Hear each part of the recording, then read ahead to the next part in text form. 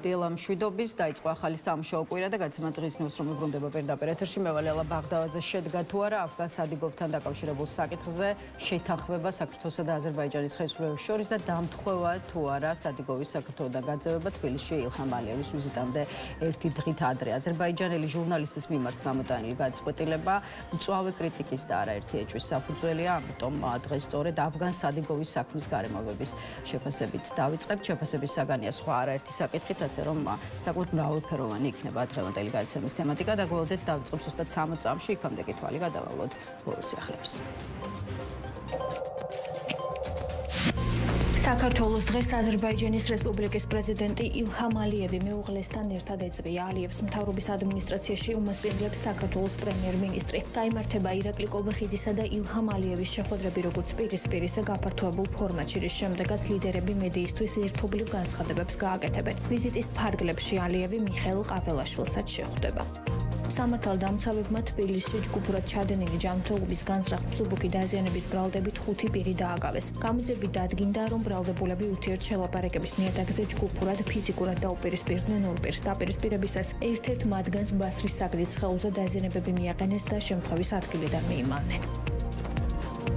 ამერიკის შეერთებული შტატები ირანი და რეგიონალური შუამავლების ჯგუფი ცეცხლის 45-დღიანი შეწყვეტის პირობებს განიხილავენ ინფორმაციას აქსიოსი მოლაპარაკებების შესახებ ინფორმირებულ წყაროებზე დაყრდნობით ავრცელებს. წყაროების თქმით მომდევნო 48 საათის განმავლობაში ნაწილობრივი შეთანხმების მიღწევის შანსები მცირეა, თუმცა ეს უკანასკნელი მცდელობა ერთადერთი შანსია ომის დრამატული ესკალაციის თავიდან ასაცილებლად.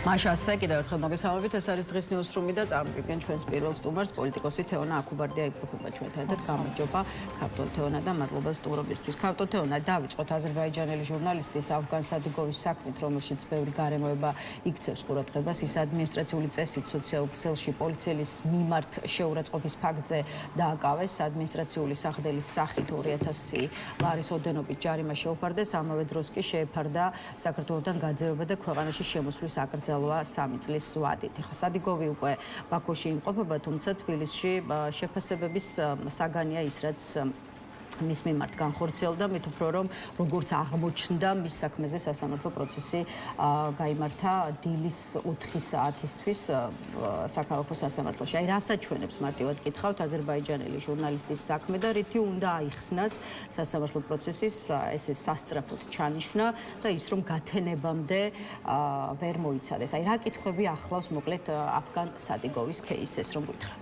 მთავარი კითხვა და შეფასება ამ кейსთან მიმართებაში არის ის, რომ ქართული ოცნება აღარ ასრულებს სტრასბურგის სასამართლოს გადაწყვეტილებებს, რომლის ვალდებულება მას არა მხოლოდ საერთაშორისო შეთანხმებებით, არამედ მათ შორის ადგილობრივი კანონებით ეწავს და ეს გამოჩნდა აქ, იმიტომ რომ სტრასბურგის სასამართლოს დროებით ზომად იყო გადაწყვეტილება მიღებული, რომ მისი ექსტრადაცია აზერბაიჯანში არ შეიძლებოდა და როგორც მისი ადვოკატი საუბრობდა, ისინი მუშაობდნენ მის ჰუმანიტარულ გაყვანაზე იმ ევროპულ ქვეყანაში, სადაც მისი ცოლ-შვილი საგებოს პოლიტიკური თავშესაფრის სტატუსით. შესაბამისად, მე რაც ვნახე, სიმართლე გითხრათ, სოციალურ ქსელებში ქართული ოცნების ხარდაჭერების ხაზგასმა და აქცენტი ძირითადად იყო მის მიერ ბიძინა ივანიშვილის ფოტოს დაწვასთან დაკავშირებით. შესაბამისად, არ არის გამორიცხული, რომ სწორედ ეს ფაქტი იყო ყველაზე დიდი გამაღიზიანებელი ქართული ოცნებისთვის, რის გამოც მათ სტრასბურგის სასამართლოს გადაწყვეტილებაც კი დაარღვიეს, მით უფრო მაშინ, როდესაც ჩვენ გქონდა წირა ისტორია მათ შორის აფგან მუხთარლის გატაცებასთან დაკავშირებით და ეხლა უკვე ეს არის მეორე შემთხვევა.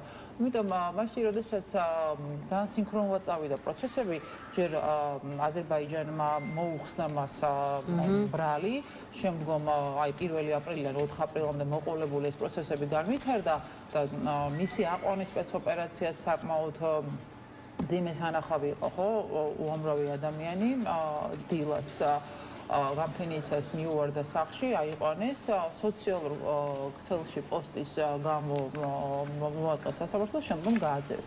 ამიტომ ეს მეტყველებს ერთ რამეს, რომ როგორც ჩანს რეაგირებს ბიძინა ივანიშვილი მისი ფოტოების დაწვის საქმეზე მე არ ვფიქრობ, რომ ეს მხოლოდ ალიევის მოთხოვნას უკავშირდება, მათ შორის ესეთი აზრიც იყო გავრცელებული, იმიტომ რომ ის ახლა აზერბაიჯანში არის ჯერჯერობით მის წინააღმდეგ საქმე არ აღწევს, რისკიც არსებობს, მაგრამ აქ თავარი არის ის, რომ საქართველო აღარ არის ქვეყანა, სადაც სტრასბურგის სასამართლოს გადაწყვეტილებებს იცავენ და ეს არის ძალიან საშიში საქართველოს პოლიტიკოსებიც ფიქრობენ, რომ ევროპული სამართლებრივი სივრცის წინააღმდეგ ღია დემარშად უნდა შეფასდეს ის, რაც სადიგოვთან მიმართებაში ვნახეთ, თუმცა შინაგან საქმეთა სამინისტროს პოზიცია მინდა უთხრათ მაყურებლებს, უწყება ამბობს და ხაზს უსვამს სწორედ იმას, რომ რადგან სტრასბურგის სასამართლოს გადაწყვეტილებით საქართველოს დაეკისრა დროებითი ღონისძიება არ გადაეცა ავგან-სადიგოვი აზერბაიჯანისთვის, ქართულმა მხარემ უარი განაცხადა მთელი ამ პერიოდის განმავლობაში მის ექსტრადაციაზე, თუმცა აზერბაიჯანის პროკურატურამ იმ სისხლის სამართლის საქმეზე, რომელსაც სტრასბურგის სასამართლოს გაცემული ჰქონდა დროებითი ღონისძიება, სისხლის სამართლებრივი დევნა შეწყვიტა, შესაბამისად პრობლემას არ წარმოადგენს, მოკლედ ჩვენს მიერ სადიგოვის საქართველოსთან გაძევება. გასაზიარებელია თუ არა ის არგუმენტი, რასაც შინაგან საქმეთა სამინისტრო ამბობს და მეორე მხრივ ის რაზეც აპელირებს გელაძის უწყება, რამდენად ნიშნავს იმას, რომ ავგან სადიგოვს, რომელიც აი დღეს აზერბაიჯანში ბაქოში იმყოფება, როგორც ადვოკატი ამბობს, ნათესავის ბინაში, დაპატიმრების საფრთხე აღარ ემუქრება. მე ვფიქრობ არ არის გასაზიარებელი და რატომ? თუ ამ შემთხვევაში ეს სამართლებრივი გარემოების მოხსნა უკვე შესაძლებელი იყო, მათ შეეძლოთ, რომ ეს ყველაფერი სტრასბურგთან გაერკვიათ, მით უფრო ადვოკატი ამაზე უკვე იწყებდა მუშაობას, სტრასბურგის სასამართლოს გადაწყვეტილება არ წყდება მაშინ, როდესაც გარემოებები იცვლება, თუ არ იქნება ახალი გარემოებების შესწავლის შემდგომ გადაწყვეტილების ცვლილება. ამიტომ როგორც საუბრობენ იურისტები, მე არ გახლავართ იურისტი, ისინი ამბობენ, რომ ეს არ ცვლის გარემოებას, რომ მათ სასამართლოს გადაწყვეტილება დაარღვიეს, რაზეც სამწუხაროდ შესაძლებელია ფასის გადახდა მოუხდეს ქვეყანას, მათ შორის ახალი საქმის წარმოების კუთხით სასამართლოში საქართველოს წინააღმდეგ და უამრავი კომპენსაცია და უამრავი თანხაა გადასახდელი საქართველოს უკვე იმ წაგებული არასწორი საქმეების გამო, რაც მათ პოლიტიკურად სჭირდებოდათ. შესაბამისად, ეს რა თქმა უნდა სამართლებრივ ჭრილში არათავისუფლებს პასუხისმგებლობიდან ქართულოსნებას და ეს იყო გარკვეულწილად პრობლემის მოგვარება იმ გზით, რაც ეწინააღმდეგება სტრასბურგის საერთაშორისო სასამართლოს და ეს ძალიან მალე გამოჩნდება, იმიტომ რომ როგორც ჩვენ მოვისმინეთ, მათ შორის ორგანიზაცია, რომელიც იცავს უფლებებს აზერბაიჯანელი ჟურნალისტის, მათ უკვე მიმართეს სტრასბურგს ამასთან დაკავშირებით და დავალოდოთ რა პასუხი იქნება მათგან. აი, რადგან არის საუბარი, რომ პირველი პრეცედენტი შეიქმნა საქართველოს ხელისუფლების მიერ სტრასბურგის სასამართლოს გადაწყვეტილების ფაქტობრივი იგნორირებისა. დავსვათ კითხვად, რა გაგრძელებას უნდა ველოდოთ უკვე სამომავლოდ სხვა რიგ საქმეებთან მიმართებაში. აი, რა პოზიცია იქნება თქვენი აზრით საქართველოს ხელისუფლებას სტრასბურგის სასამართლოს უკვე სხვა გადაწყვეტილებებთან მიმართებაში, რომელიც გზაშია, რომელიც განხილვის პროცესია და რომელიც მათ შორის შეეხება 2024 და 2025 წლების აქციებს და მათ მონაწილეებს. სტრასბურგის სასამართლოში არის იმ ტიპის სარჩელები შესული, რომელიც ეხება რუსული ტიპის კანონებს, იქნება ეს გრანტების კანონი, იქნება ეს ფარა, ჩვენ ნახეთ ხო ფარას მისამართით უკვე დაწყებულია საქმის წარმოება და კითხვებიც გამოეგზავნა ქართულ ოცნების წარმოადგენლებს ისევე როგორც ტროტუარების საქმეებზე, ან მოქალაქეებს პროტესტის გამოხატვის გამო ტროტუარებზე დგომის გამო იჭერენ, ამასთან დაკავშირებით და სტრასბურგში უკვე წასულია ეს სარჩელები. შესაბამისად, როცა იქნება უკვე სტრასბურგის გადაწყვეტილებები, მათ თუ ამ ტენდენციით დაიწყეს სვლა, ეს ნიშნავს იმას, რომ ისინი არც ამ ყველაფერს არ შეასრულებენ, იქნება ეს ამ კანონების უკან წაღება, თუ იქნება ეს მათ შორის ტროტუარების საქმეებთან დაკავშირებული განხილვები და საერთოდ მე გაგახსენებთ ევროსაბჭოს ვალდებულება, ევროსაბჭოს წინაშე აქვს საქართველოს ვალდებულება და რუსეთი გამოსულია სტრასბურგის სასამართლოს გადაწყვეტილების აღსრულებიდან. თუ ისინი მიდიან ამ გზით, არის ძალიან საშიში, მით უფრო მაშინ, როდესაც საქმე ეხება ჩვენ ტერიტორიულ მთლიანობას და სუვერენიტეტს და სტრასბურგის სასამართლოს არაერთი გადაწყვეტილება არის, რომელიც საქართველოს მოიგო რუსეთის წინააღმდეგ და პოლიტიკური გამარჯვება იყო ეს პირველ რიგში და მათ შორის ეს კომპენსაცია რომელიც რუსეთს გადასახდელი აქვს და მიუხედავად იმისა, რომ ის გამოსულია ამ სასამართლოს გადაწყვეტილების აღსრულებებიდან, მას მაინც მოუწევს, როცა იქნება ამ კომპენსაციების გადახდა იმ მოქალაქეებისთვის, რომლებიც საოკუპაციო ხაზზე შეუქმნეს პრობლემები, იქნება ეს საცხოვრისის დანგრევები, იქნება ეს მათი უკანონო გატაცებები, იქნება ეს სხვა დარღვევები და დანაშაულებები და ამ ვითარებაში რუსეთის გზა სწორედ საქართველოს სუვერენიტეტ ტერიტორიული მთლიანობის წინააღმდეგია. ქავტოთეონა ავგან სადიგოვის საქმეზე მეტნაკლებად ვისაუბრეთ, რომელიც აზერბაიჯანელი ჟურნალისტია, ახლა თვითონ აზერბაიჯანის პრეზიდენტის ვიზიტი საქართველოში, რომელიც სადიგოვთან დაკავშირებულ გაწყვეტილებას აღმოჩნდა, რომ დროში ემთხვევა ოფიციალური ინფორმაციით აზერბაიჯანის რესპუბლიკის პრეზიდენტი მიხეილ ყავალაშვილთან და ირაკლი კობახიძესთან გამართავს შეხვედრას, ის უკვე თბილისში იმყოფება. აი რა შეფასება უნდა მიეცეს უკვე ამ ვიზიტს და საზოგადოებისთვის რომ ახსნათ რა არის ის საკითხები, რაზეც დღეს მით უფრო აი გლობალური პროცესების გათვალისწინებით გვაქვს სალაპარაკო. კი ბატონო, პირველ რიგში მესამე წელია პრეზიდენტი ალიევი საქართველოში არ ყოფილა, ბოლოს 23 წელს იყო ის თბილისში, როდესაც ირაკლი ღარიბაშვილი მას მიხვდება, დღეს ირაკლი ღარიბაშვილი უკვე საპატიმროშია, მიუხედავად იმისა, რომ თბილისიდან ვიზიტები იქით ხორციელდებოდა, ამიტომ მისი ჩამოსვლა და სხვა შორის საკმაოდ მოულოდნელი, წინაც არ ყოფილა ეს ყველაფერი დაარსებული. გარკვეულწილად მიჩენს იმის განცდას, რომ შესაძლებელია ეს ერთის რო უკავშირდებოდეს ირანის კრიზის, თქვენ გახსოვთ მათ შორის ის ინფორმაცია, რაც ნავთობსადენებზე ირანის მხრიდან იერიშის მიტანის საფრთხეს უკავშირდებოდა და შემდგომ ერთი ჩამოვარდნილი რაკეტა ნახჩევანის აეროპორტში აზერბაიჯანის ტერიტორიაზე, შემდგომ გაფრთხილება აზერბაიჯანის მხრიდან ირანის, რომ განმავლობის შემთხვევაში პასუხი იქნებოდა და ირანის განცხადება, რომ ეს მას არ უსვრია. მეორე საკითხი არის, რა თქმა უნდა, ის ახალი გეოპოლიტიკური რეალობა, რომელიც ტრამპის მშვიდობით და იმ ახალი დერეფნების მშენებლობის პროცესში აზერბაიჯანს გააჩნია, ისევ როგორც სტრატეგიული პარტნიორობა, მათ შორის შეერთებულ შტატებთან. მან დაოსის ფორუმზე გახსენებთ ისაუბრა, რომ როდესაც რკინიგზის დაკავშირებადობა სომხეთ-აზერბაიჯანის შორის სრულად იქნებოდა უზრუნველყოფილი, საქართველო აღარ იქნებოდა საჭირო, რომელიც დღეს ერთადერთ მარშრუტს წარმოადგენს სომხეთისთვის ტვირთების მიწოდების.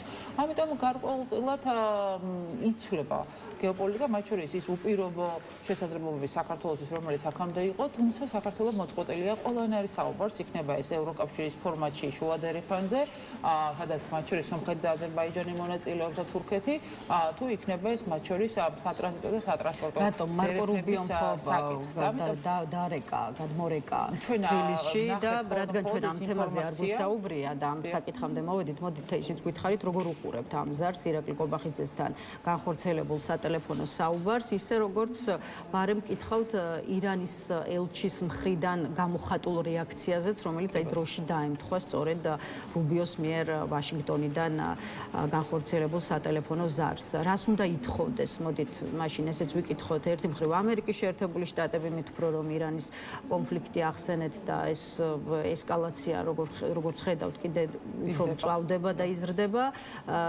მეორე მხრივ კი რა უნდა ირანის ელჩს?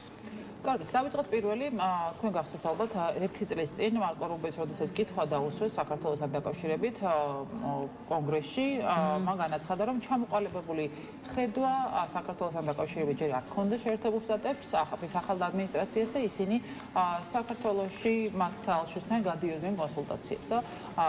მნიშვნელოვანია შეერთებულ შტატების ხედვა რეგიონთან მიმართებაში, რომელიც ხედავთ, რომ არის სომხეთ და აზერბაიჯანში ვიცე-პრეზიდენტ ვენსის ვიზიტი ამას მოწონდა, მაგრამ არა საქართველოსთან მიმართებაში. და ახლა ეს ხედვა როგორ ფიქრობთ? შესაძლებელია, რომ ხედვის ნაწილი ჩამოყალიბებულია ამერიკის ინტერესების კუთხით საქართველოში ირანის კრიზისის ფონზე და სწორედ ის ხაზგასმა რუბიოს განცხადების, რომ საუბარი შეეხო სამხრეთ კავკასიასა და შავი ზღვის რეგიონში შეერთებულ შტატების ინტერესებს უსაფრთხოების კუთხით, სწორედ ამას მეტყოლებდა და მათ შორის მეორე საკითხი, რაც შეერთებულ შტატებს აინტერესებს, ეს არის დერეფნები, მათ შორის სამხრეთ კავკასიის გავლით და ის უშუალოდ არის ჩართული არა მხოლოდ ამ ახალი დერეფნის პროცესში, არამედ მათ შორის ინვესტიციები ჩაიტანა სომხეთში 9 მილიარდის და საქართველოს ამ კუთხითაც მიუხედავად იმისა, რომ რუქაზე ვართ, არის აბსოლუტურად ამოვარდნილი ამ პროცესიდან. ამიტომ ამერიკის ინტერესების დაცვაზე ღიად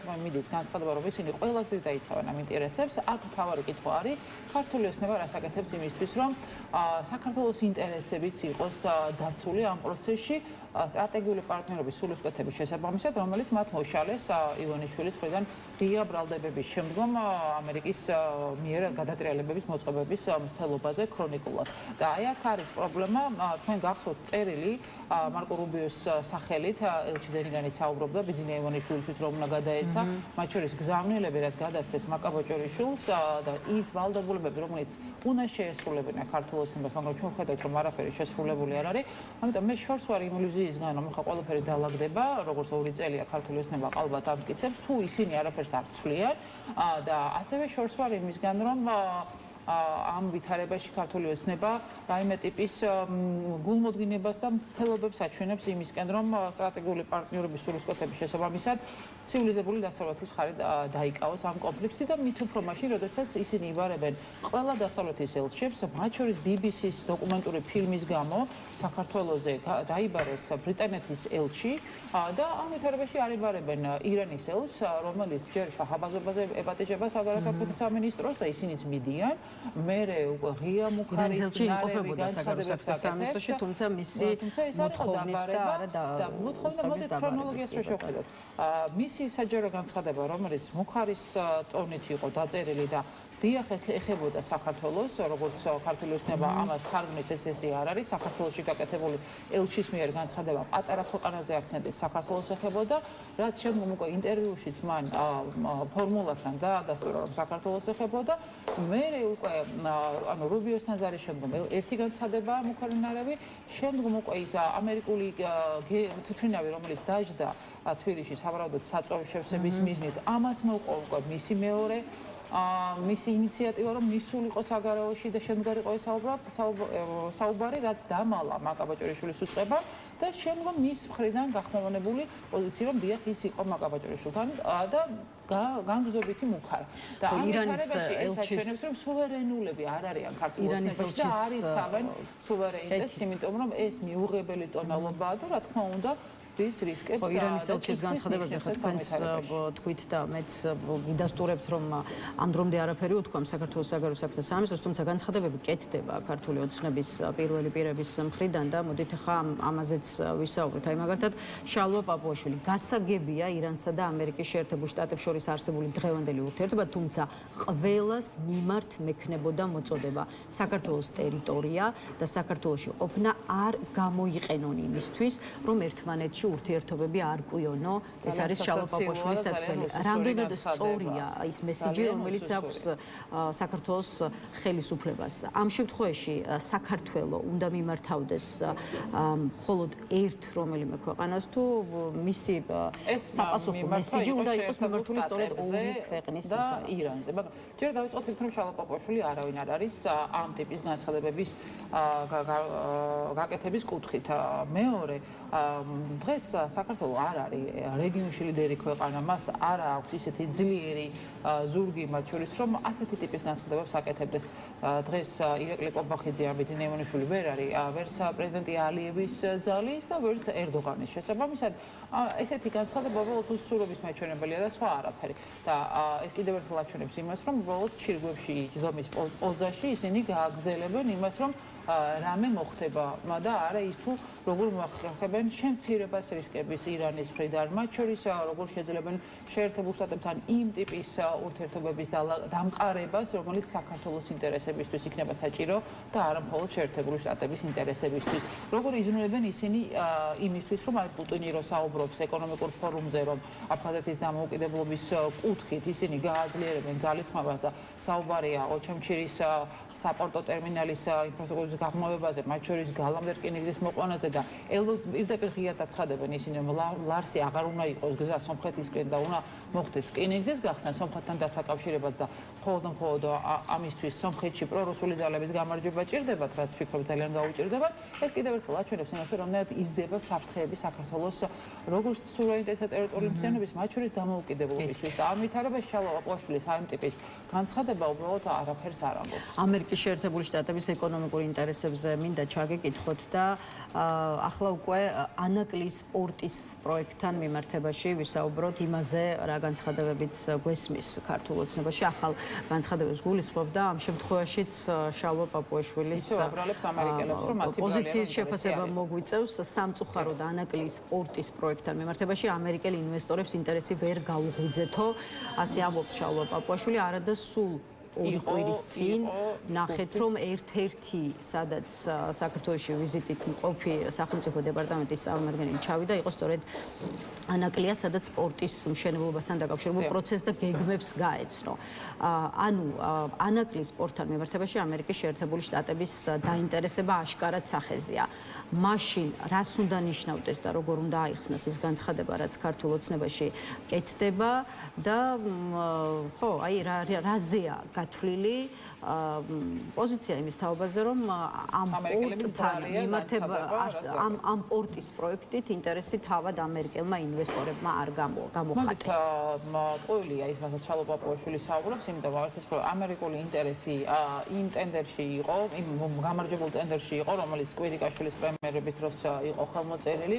მათ შორის, როდესაც ეს ტენდერი, ეს გამარჯვებული კომპანია გაიყვანეს ანაკლიდან, ჩვენ გვახსოვს ტრამპის პირველი პრეზიდენტობის დროს ვიზიტი სახელმწიფო დივნის საქართველოში, რომელიც იყო უკანასკნელი ამ რანგის ვიზიტი საქართველოში და რომელმაც თქვა მაშინ, რომ ჩინეთი, რომელიც გამოხატავდა ინტერესს ამ პროცესში ანაკლის შესრულის, არ იყო საქართველოს საუკეთესო მეგობარი და არ ურჩევდა მას ამ ტიპის სულების გაკეთებას საქართველოს იმჟამინდელ ხელისუფლებას და ეხლა უკვე ეს ვიზიტი, რა თქმა უნდა, დღეს რომ ანაკლის პორტი საქართველოს ქონოდა მისი გეოპოლიტიკური წონაც მეტად მაღალი იქნებოდა და შალვა პაპუაშვილი თუ რამეს იტყოდა, ჯერ საერთოდ იქნებოდა თუ არა შალვა პაპუაშვილი არავინ არ იცის, მაგრამ თუ ამ რანგის პოლიტიკოს რამეს იტყოდა, ფასი ექნებოდა.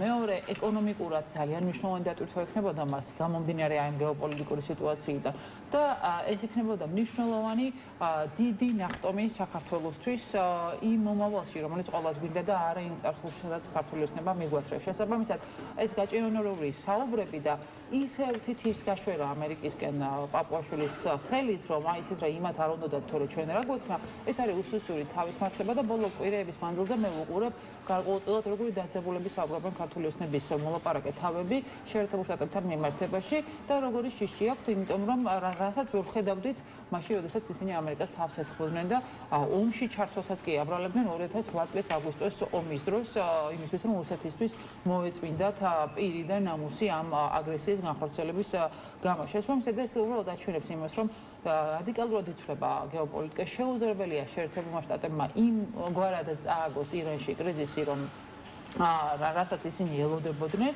და ამან გავლენა არ იქონია საქართველოსზე და შესაბამისად აი ის რომ მათ რაღაც არანაირი ანალიტიკური ცენტრი არ აქვს უშრების საბჭო ერქვა ადრე ამ ორგანოს, სადაც ეს ყველაფერი გაითვლება და არც გეოპოლიტიკაში გარკვეული პირი ყავს ივანიშვილს, რომელსაც მოусმენს და დაუჯერებს, აჩვენებს იმას, თუ რა დიდი ფასი დაუჯდება ქვეყანას და უჯდება უკვე მათი არაკვალიფიციური, არაკომპეტენტური პარტიის ინტერესებზე მორგებული და შიშის ქვეშ, ზემოქმედების ქვეშ მიღებული გადაწყვეტილება.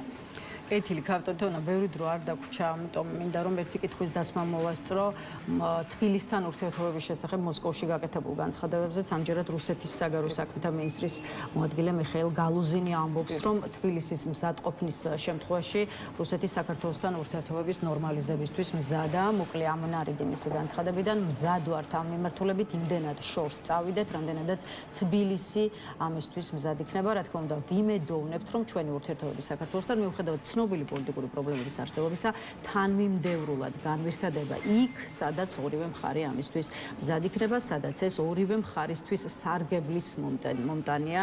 რამდენიმე დღის წინ გააკეთა ეს განცხადება გალუზინმა და იქვე ხაზი გაუსვა, რომ დღეს ორ ქვეყანას შორის ეკონომიკური, სატრანსპორტო და ტურისტული კავშირები საკმაოდ აქტიურად ვითარდება. რა უნდა რუსეთს ჩვენ ამაზე ადრეც გვისაუბრია და კიდევ ერთხელ რატომ გადაგვეკიდნენ და რატომ გვიკიჟინებენ ფაქტობრივად კვირაში ერთხელ, რომ ხო, შეიძლება მეტჯერაც, რომ კარგი იქნება თუ პოლიტიკურ ურთიერთობებს რაღაც ახალ მსვლელობას და მიმართულებას მივცემთ.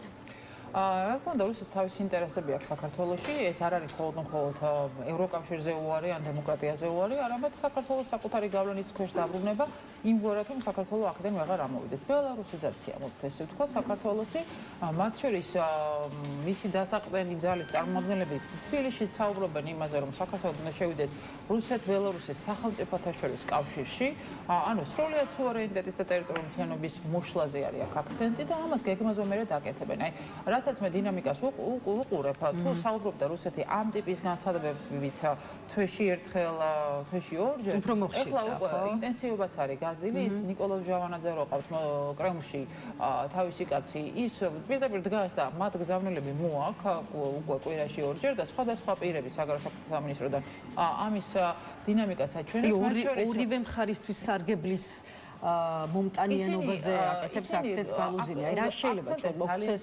რუსეთთან ურთიერთობების გადახება საქართველოს და აქცენტს მათ შორის სახაროვაც ხშირად აკეთებს იმ ეკონომიკის დინამიკაზე, რომელიც ვაჭრობაში ძალიან კარგად და დამოკიდებულებაზე რუსეთზე, რომელიც ძალიან კარგად ჩანს დინამიკის კუთხით, მათ შორის ეს არის ბერკეტი რუსეთისთვის, რომ როცა მას დაჭირდება ეს ბერკეტი გამოიყენოს და ყველაზე მეტად ქართველებს უნდა ახსოვდეთ, როდესაც აღარც გაზი ჰქონდა უცებ 2006-ში, იმიტომ რომ რუსეთმა გამოიყენა თავის ენერგეტიკული ბერკეტები და შემდგომ რომ არა აზერბაიჯანი და რომ არა მისი მხარდაჭერა სოკარის გაზის ჩანაცვლებით რუსულ გაზზე საქართველოს უბრალოდ გაიყინებოდა მათ შორის ელექტროენერგიის გადამცემ ხაზებზე მისი ტერორისტული თავდასხმები და ჩაბნელება, მათ შორის ღვინოზე ემბარგო, სოფლის მეურნეობაზე ემბარგო, ეს ყველაფერი გააბერათ. რატომღაც უბრალოდ ქართული ოცნება მეხსიერებას უშლის ქართულ ხალხს იმ სისაძაგლეების და სიბოროტეების, რაც რუსეთმა საქართველოს გაუკეთა მაშინ, როცა ყველა ამას ხედავდა.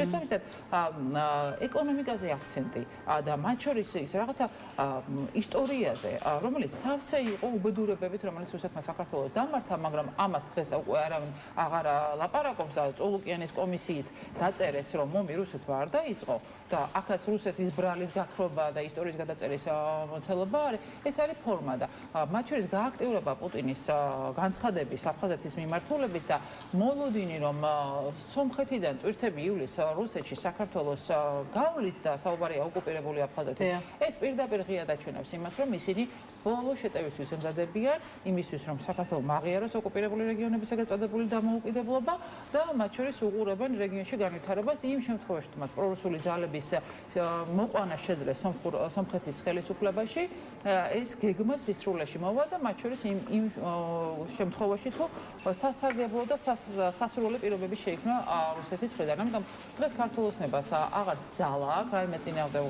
გაუწიოს რუსეთს და არც საზოგადოებრივი ერთიანობა და ის არის უბრალოდ დასაყრდენი ძალა კრემლის იმ ანტიდასავლური რიტორიკის და მათ შორის იმ დუმილის კუთხით, რომელიც ეხება ოკუპირებულ რეგიონებს. მადლობა ქართულ თეონას სტუმრობისთვის. დღეს დაგემშვიდობებით. თეონა აქუბარდია პასუხობდა ჩვენს კითხვებს. ახლა რეკლამის შემდეგ ირანის კონფლიქტი და გვერდება ანალიტიკოსი ზურაბ ბატიაშვილი, ასე რომ დაგვარდით.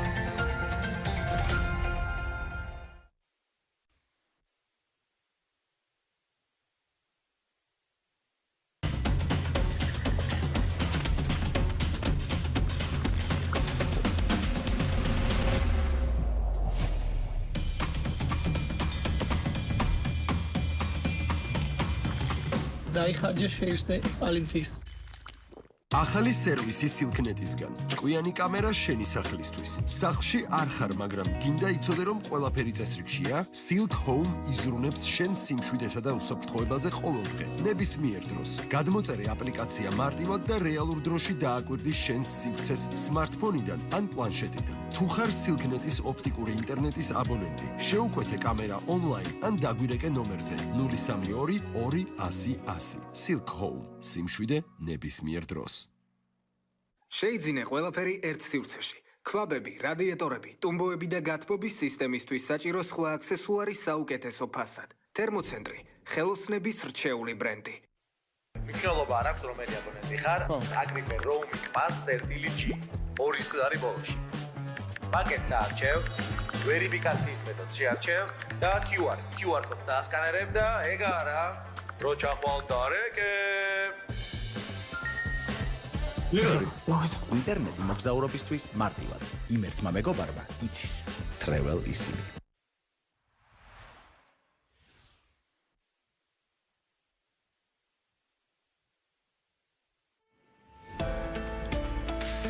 სამედიცინო სიახლეები და კვალიფიციური ექიმების რჩევები იმისთვის, რომ გაიგო მეტი შენი ჯანმრთელობის შესახებ.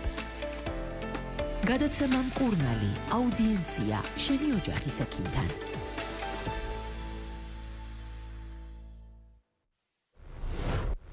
მე ასე ვიტყოდი, აბა რას უნდა უყუროს, ეს ერთი და მეორე, დღეს თუ საქართველოში რამეს დეფიციტია, ეს არის დაბალანსებული მედია სივრცეების და საერთოდ დაბალანსებულობის დეფიციტი, ობიექტურობის. ამ ხრივ ჩემთვის პალიტრა შემიძლია ვთქვა, რომ რჩება ნამდვილად ავანგარდში.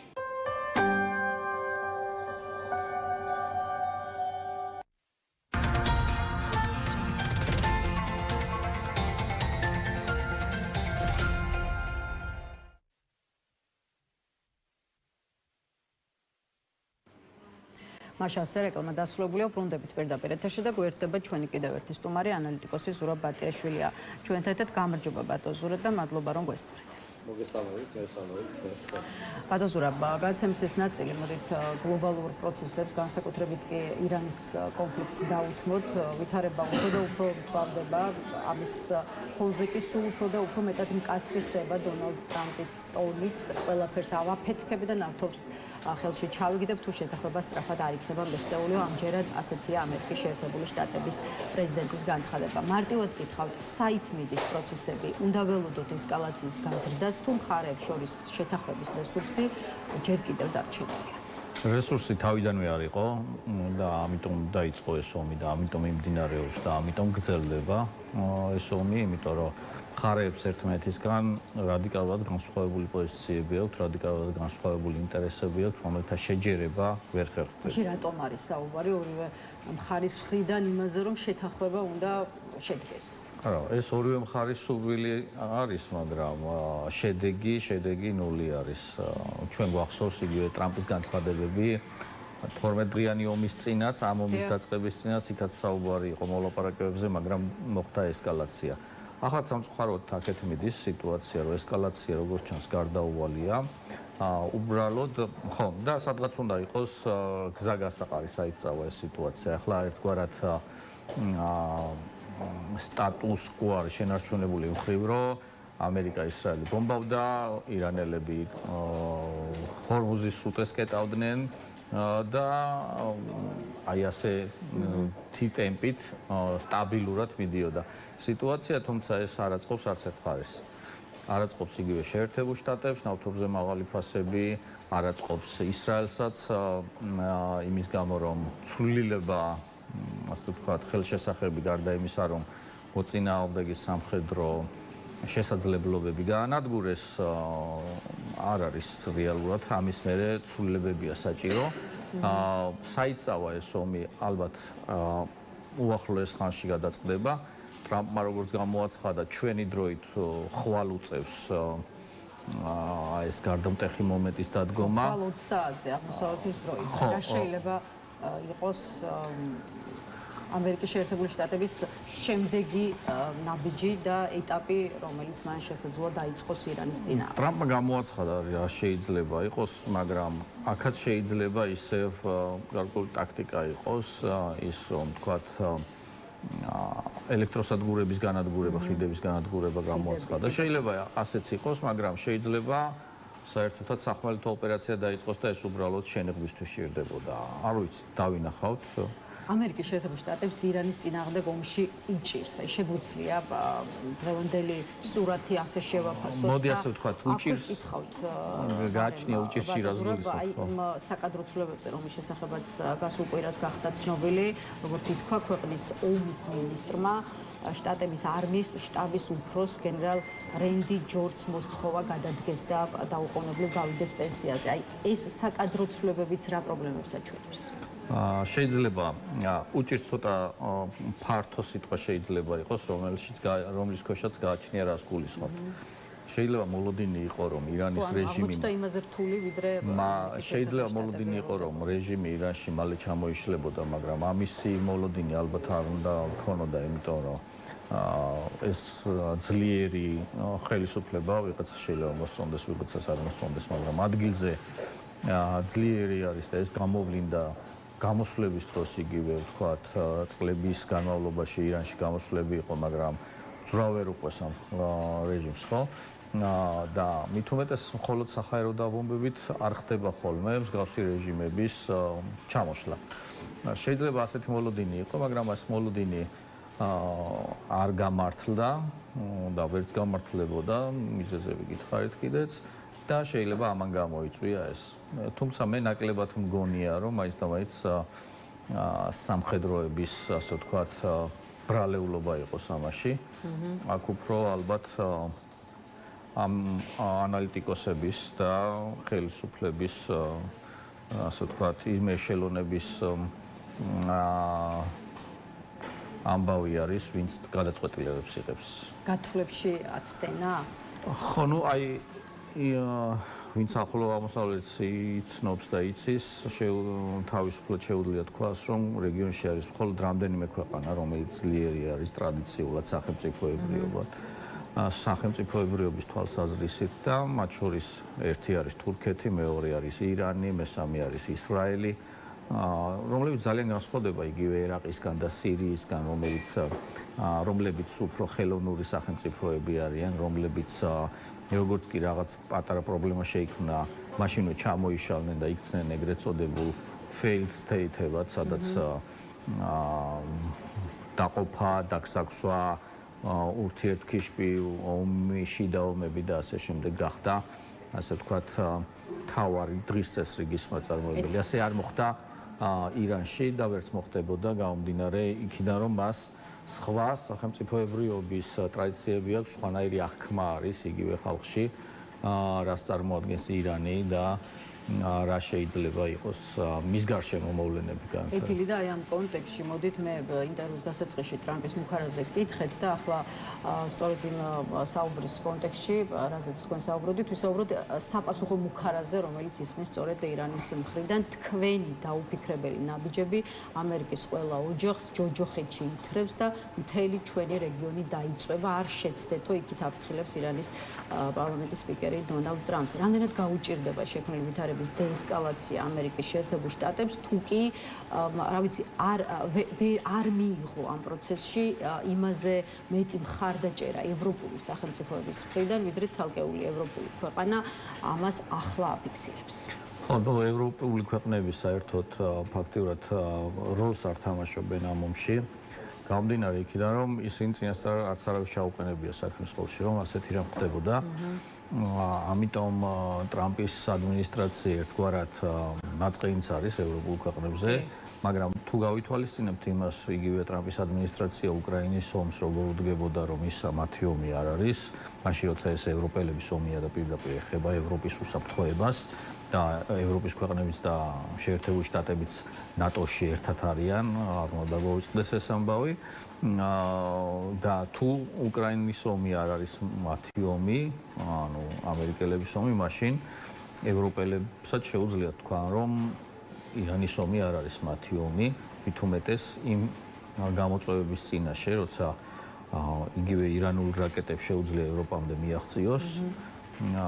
აქედან გამომდინარე, საერთოდ დასავლეთში არის პრობლემა იმის თვალსაზრისით, რომ სტრატეგიული ხედვა იმისა, რომ დასავლეთი ერთიანი უნდა იყოს დასუსტებული არის და სანამ ესეთი სისუსტე არსებობს, ასეთი განხეთქილების ასე თქვათ, ვაშლი ბევრი იქნება კიდე. აი ნატოს გენერალური მდივანი ჩადის ვაშინგტონში, როგორც დასავლური მედია წერს, მიმდინარე კვირას უნდა შედგეს ხო ეს ვიზიტი. აი როგორ ფიქრობთ და პირადად თქვენ რა მოლოდინები გაქვთ, რამდენად მძიმე საუბარი ელოდება მარკ რუტესა და დონალდ ტრამპს და რამდენად შეიძლება ალიანსის გენერალურმა მდივანმა მოახერხოს ამერიკის ხელმძღვანელი პირების დარწმუნება, რომ აი ნატო და ალიანსი ირანის კონფლიქტთან მიმართებაში სწორად პოზიციონირებს, იმიტომ რომ ძალიან მძიმე არა მხოლოდ კრიტიკა, ბრალდებებიც კი ისმის ნატოს მისამართით. ხო, რა თქმა უნდა, ადვილი არ იქნება ეს საუბრები, თუმცა ნატო შეეცდება დაარწმუნოს შეერთებული შტატები. კი ბატონო. ხაღალდის ვებხვიც კი უწოდა დონალდ ტრამპმა, რომ ამ ალიანსში ყოფნა საჭირო და რომ დასავლეთი ერთიანი უნდა იყოს, რაზეც საუბრობდით, მაგრამ მეორე არის რამდენად რეალურად მოხდება ამისი შესაბამისად აღქმა. ამას დავინახავთ უახლოეს ხანში, მაგრამ რეალურად გამოსავალი არის ის, რომ დასავლეთი ერთიანი უნდა იყოს. რათა უკეთ დაიცვას როგორც თავისი ინტერესები, ისე თავისი მოკავშირეების ინტერესები და ეს ჩვენს ინტერესშიც შედის, რომ დასავლეთი იყოს ერთიანი და არა გახლეჩილი შეერთებულ შტატებსა და ევროპას შორის. როგორც უკვე აუნიშნე ნატოს ხაღალდის ვებხვი უწოდა რამდენიმე დღის წინ დონალდ ტრამპმა, ისე როგორც გასული დღეების განმავლობაში სხვა არაერთი არასასიამოვნო ეპითეტი მოვისმინეთ ნატოს მისამართით, მათ შორის ითქვა, რომ ალიანსი იჩენს სიმხდალეს და ასე შემდეგ და ასე შემდეგ. იქით კრიტიკა ისმის უშუალოდ ალიანსის წევრი ცალკეული ევროპული ქვეყნის ლიდერის, განსაკუთრებით კი საფრანგეთის პრეზიდენტის ემანუელ მაკრონის მიმართ, რომელსაც ტრამპმა ცოლთან კონფლიქტის ეპიზოდიც კი წამოაძახა. აი რა ეტაპზე გადავიდა და რა სახე მიიღო ამასობაში ევროპელი ლიდერების და დონალდ ტრამპის ურთიერთობამ და აი ომის შემდეგ თქვენ თქვით რომ აი ეს გახლეჩილობა პრობლემაა, ხო? ომის შემდეგ ამ ურთიერთობების დაალაგებას უნდა ველოდოთ თუ მათ შორის გაჩენილი ბზარის ამოვსება არც ისე მარტივი იქნება. ამ ეტაპზე რამდენიმე კვირაში და თვეში შეიძლება ეს არ მოხდეს, მაგრამ შეერთებული შტატები დემოკრატიული ქვეყანა არის, ყველა ელოდება იგივე შუალედურ არჩევნებს, რომელზეც დიდი გავლენა ექნება ამ ომს და რა შედეგით დასრულდება, იქ რესპუბლიკელებს სურთ რომ წარდგნენ გამარჯვებით, რათა შეინარჩუნონ უმრავლესობა. უმრავლესობას თუ ვერ შეინარჩუნებს, ტრამპს გაუჭირდება იმ დანაპირებების შესრულება, რომელიც წინასაარჩევნოდ ჰქონდა და რეალურად შეიზღუდება მის ძალიან ბევრი უფლება. აქედან გამომდინარე, ალბათ ევროპაშიც არის მოლოდინი, რომ ცვლილებები იქნება შეერთებულ შტატებში. ვნახოთ, ევროპაც იცვლება ახლა სტატიკური, არავინ არ არის და არაფერი არ არის, ევროპაშიც არჩევნები ტარდება და შეიძლება მოვიდნენ ერთგანაც და მეორეგანაც ისეთი ძალები, რომლებიც უფრო ადვილად შეძლებენ იმ ძველი კავშირების აღდგენას, რომელიც შეერთებულ შტატებსა და ევროპას შორის. ეს ყოველ შემთხვევაში დღეს მდგომარეობით ნატოდან გასვლის მუხარა მოხშირდა ვაშინგტონის მხრიდან და ამაზეც გვითხარით თქვენი პოზიცია, რამდენად მოსაოდნელია, რომ ამერიკის შეერთებული შტატები ამ გადაწყვეტილებამდე მივიდეს, მით უფრო თუ კი რესპუბლიკელები ადგილობრივ დონეზე უმრავლესობას ვერ შეინარჩუნებენ და თუ კი ასე იქნება, მეორე მხრივ როგორი იქნება ნატო ამერიკის და ამერიკა ნატოს გარეშე, ალბათ ესეც არის. ასე ადვილი არ არის გასვლა, იმიტომ რომ კონგრესის ნებართვა არის საჭირო ამაზე და კონგრესში არ აქვს უმრავლესობა ამ იდეას, რომ ნატოდან შეერთებული შტატები გავიდეს. არც ალბათ უახლოეს ხანში ექნება, კი სირთულეები არის, მაგრამ ცოტა არარეალისტურად მეჩვენება ამ ეტაპზე ნატოდან შეერთებული შტატების გასვლა. მაშინ ნატო აღარ იარსებებს და მაშინ საერთოდ სხვა გაერთიანების შექმნა იქნება საჭირო. კეთილი ჰორმუზის სრუტეს რა ბედიელის როგორ ფიქრობთ და ესეც გითხარით ინტერვიუს დასაწყისში ვახსენე რომ სულ უფრო და უფრო მკაცრი ხდება დონალდ ტრამპის ტონი, თუმცა როცა საქმე ჰორმუზის სრუტეს ეხება, ის დიპლომატიური და პოლიტიკური ეთიკის ჩარჩოებიდანაც კი გადის და ფაქტობრივად გინებაზეც გადავიდა ამასობაში. გახსენით დაწყევლილი სრუტე გიჟო ნაძირლებო, თორემ ჯოჯოხეთში იცხოვრებთო, ასეთია ტრამპის ახალი განცხადება, რომელიც მე ახლა ცოტა შელამაზებულად გავაცანი მაყურებლებს, გამომდინარე იქიდან, რომ საკუთარ პოსტში ამერიკის პრეზიდენტი ნამდვილად არ საუბრობს კორექტულად. აი რაშია გამოსავალი, ეს ერთი და მეორე მხრივ რა შანსია იმის, რომ მოხდეს ის, რასაც პრინციპში ამბობს კიდეც დონალდ ტრამპი, რომ ეს არ არის მის მიერ მოსაგვარებელი პრობლემა და შესაბამისად უნდა გადაწყვიტოს ჰორმუზის სრუტის პრობლემა იმ ქვეყნებმა, ვისაც ამ სრუტის გავლით აქვს მოკლედ ტვირთების გატანა გამოტანა. ჰორმუზის სრუტე იმიტომ არის მნიშვნელოვანი, რომ ის არა იმიტომ, რომ შეერთებულ შტატებში მიდის იქ დიდი რაოდენობით გაზი ან ნავთობი, არა. იქიდან უფრო მეტად აზიურ ქვეყნებში, ინდოეთში და ჩინეთში მიდის ნავთობი, მაგრამ იმის გამო, რომ ეს გადაკეტილი არის, გავლენას ახდენს სოფლიო ბაზარზე, ნავთობის ფასზე, რაც იგივე ბენზინის ფასზე აისახება და არჩევნების წინ ეს მომგებიანი არ არის ტრამპის ადმინისტრაციისთვის. რაც შეეხება იმას, თუ რა შეიძლება მოხდეს, სწორედ აქედან გამომდინარე არის საუბარი იმაზე, რომ შეიძლება მეორე ეტაპი დაიწყოს ამ ომში, უფრო სისხლიანი და უფრო აგრესიული, ვიდრე მანამდე იყო, იმიტომ რომ ჰორმუზის სრუტე დაკეტილია და სამხედრო თვალსაზრისით ადვილიც არ არის მისი გახსნა. მაგალითად, ახლა საუბარია იმაზე, რომ ამერიკელებმა შეიძლება დაიკავონ კუნძულები სპარსეთის ყურეში, ირანის კუთვნილი კუნძულები და ამით ირანული ნავთობის, ასე ვთქვათ, გადინებას ხელი შეუშალონ, მაგრამ ეს არ არის გამოსავალი, პირიქით ნავთობის ფასი ამით უფრო გაიზრდება და ჰორმუზის სრუტე ამით ავტომატურად არ გაიხსნება, იმიტომ რომ ირანის დანარჩენი ნაწილიდან, ანუ გულისხმობ კონტინენტურ ირანს თავისუფლად შეუძლია მიაღწიოს რაკეტებს, იქნება თუ დრონებს ჰორმუზის სრუტეზე და იქ დააზიანოს ის გემები, რომელსაც ნავთობი გადააქვს. ამიტომ სამხედრო თვალსაზრისით ძნელი იქნება ამ საკითხის მოგვარება. სწორედ აქედან გამომდინარე არის ჩემი აზრით ეს გაცხარება, რომელიც თქვენ ახსენეთ განცხადების სახით, რომელიც გააკეთა ტრამპმა. ვნახოთ რა იქნება განვითარება, გადაწყვეტილების მისაღებად ბევრი დრო აღარ რჩება. ყოველი საათი გვაახლოვებს აი ამ გადამწყვეტ მომენტს. ირანის ახალსულიერ ლიდერზეც მინდა დავსვა ერთი კითხვა, მით უფრო რომ ჯერ კიდევ პასუხგაუცემელია კითხვა, საერთოდ ცოცხალია თუ არა და როგორია მისი ჯანმრთელობის მდგომარეობა. სხვა შორის ამას წინათ დონალდ ტრამპმა მასზეც გააკეთა განცხადება, მოჯტაბა ხამენეი ან გარდაცვლილი, ან უკიდურესად ცუდ მდგომარეობაშიო ფიქრობს ამერიკის პრეზიდენტი. აი მართლაც რა უნდა ვიფიქროთ? რაზე უნდა მიანიშნებდეს ის, რომ ახალი სულიერი ლიდერი საზოგადოების წინაშე ჯერაც არ გამოჩენილა და ამასობაში ერთ თვეზე მეტი გავიდა უკვე თვენახევარი ომის დაწყება. არ ყოფილა არც ვიდეო მიმართვა, არ ყოფილა არც ფოტო გავრცელებული ახალი მასთან დაკავშირებით, ამიტომ ჩდება ვარაუდები, რომ ის შეიძლება იყოს დაჭრილი, სხვადასხვა ვერსია იყოს, როგორი ჭრილობა შეიძლება მას ქონდას მეყენებული და ასე შემდეგ, მაგრამ ეს გადამწყვეტი არ არის, იმიტომ რომ რეალურად სისტემა მუშაობს, რეალურად რეჟიმი მუშაობს, რევოლუციური გუშაკთა კორპუსი არის წამყვანი ახლა იქ და არასასულიერო პირები, როგორც ადრე იყო. და უფრო რადიკალური ხდება ეს რეჟიმი. ჩვენ ხედავთ იგივე მოლაპარაკებებზე რამდენად განსხვავებული პოზიციები აქვს. ხო, მაშინ როცა ჰორმუზის სრუტის გახსნას ითხოვს შეერთებული შტატები, ირანელები საერთოდ ჰორმუზის სრუტზე კონტროლის ირანისთვის გადაცემას და იქ გადასახადების აკრეფვას ითხოვენ. კომპენსაციების გადახდას ითხოვენ, ამერიკელების რეგიონიდან გასვლას ითხოვენ, სანქციების მოხსნას ითხოვენ და ასე შემდეგ. გარანტიებს ითხოვენ, რომ აღარ დაიწყება ეს ომი ხელახლა და ასე შემდეგ. ანუ რადიკალური ძალების ხელში არის ახლა ყველაფერი და სწორედ სიტუაციის რადიკალიზაციის გამო ვერ ხერხდება ვერც ერთ საკითხზე ფაქტიურად მოლაპარაკება. კეთილი და ბოლო კითხვა უკვე კიდევ ერთი ომის შესახებ, რომელიც მსოფლიოში მიმდინარეობს. რა თქმა უნდა, მსოფლიოს საზოგადოების ყურადღების ცენტრში რჩება უკრაინის პრობლემაც, უკრაინაში მიმდინარე ომიც, მით უფრო რომ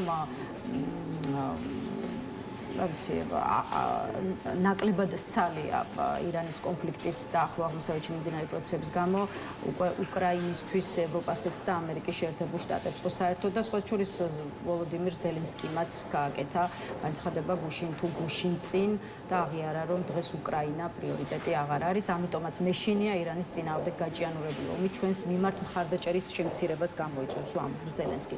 მოკლედ ახლო აღმოსავლეთში მიმდინარე პროცესებმა გაურთულა თუ არა საქმე უკრაინას და აი როგორც ვის ირანის კონფლიქტი უკვე უკრაინა-რუსეთის ომის ბედს და მდგომარეობას. გარკვეულწილად გაურთულდა, მაგრამ ეს დროებითი მგონია მაინც ასე იყო იგივე 7 ოქტომბრის დროს, როდესაც ჰამას თავს დაესხა ისრაელს და მსოფლიოს ყურადღება გარკვეული ხნით გადაიტანა ახლო აღმოსავლეთზე, მაგრამ მე ისე უკრაინა დაბრუნდა დღის ეს რიგში. ახლაც გონია რომ მსგავსი სიტუაცია იქნება, როგორც კი ეს ომი დამთავრდება, ისე უკრაინაზე იქნება. მაგრამ მაშინ როდის შეიძლება დასრულდეს ეს ომი თუ კი მით უმეტეს სახმელეთო ოპერაცია დაიწყო? წლები ვერ გაგრძელდება ეს ომი, ამისი რესურსი არც და სურვილი არც ერთ მხარეს არ აქვს და ამიტომ დიდხანს ვერ გაგრძელდება. დიდხანს რა, წლები ვერ გაგრძელდება თორე ახლა კვირები და თვეები შეიძლება გაგრძელდეს ეს დაბომბვები და ასე შემდეგ. მაგრამ იგივე უკრაინას აქვს სერიოზული წარმატებები იმ თვალსაზრისით, რომ გახდა იგი პროვაიდერი უსაფრთხოების, იგივე არაბულ ქვეყნებში დავინახეთ, როგორი მოთხოვნილებაა უკრაინული სპეციალისტების, რომ თანამედროვე ბრძოლის მეთოდები ასწავლონ და არა მხოლოდ ეს, იგივე ვხედავთ ახლა როგორი ინტენსივობით მიაქვს შეტევები უკრაინას რუსეთის ნავთობგადამამუშავებელ ქარხნებზე და ინფრასტრუქტურაზე, რაც რუსეთს აიძულებს მათ შორის იმაზე, რომ თქვათ ბენზინის ექსპორტი აკრძალეს, ხო? ეს მეტყველებს იმაზე, რომ თვითონ თავად რუსეთში შეიძლება შეიქმნას დეფიციტი, რომელიც უბრალყოფითად აისახება მის ეკონომიკაზე, მის საომარ შესაძლებლობებზე და ასე შემდეგ. კეთილი, მადლობა ბატონ ზურაბ სტუმრობისთვის. დაგემშვიდობებით. ზურაბ ბატიაშვილი ახასებდა გლობალურ პოლიტიკურ პროცესებს და პერიპეტიებს. დღის ნიუსრუმი ამით დასრულებულია. ერთმანეთს უკვე ხვალ 11 საათზე შევხვდებით. ნახვამდის.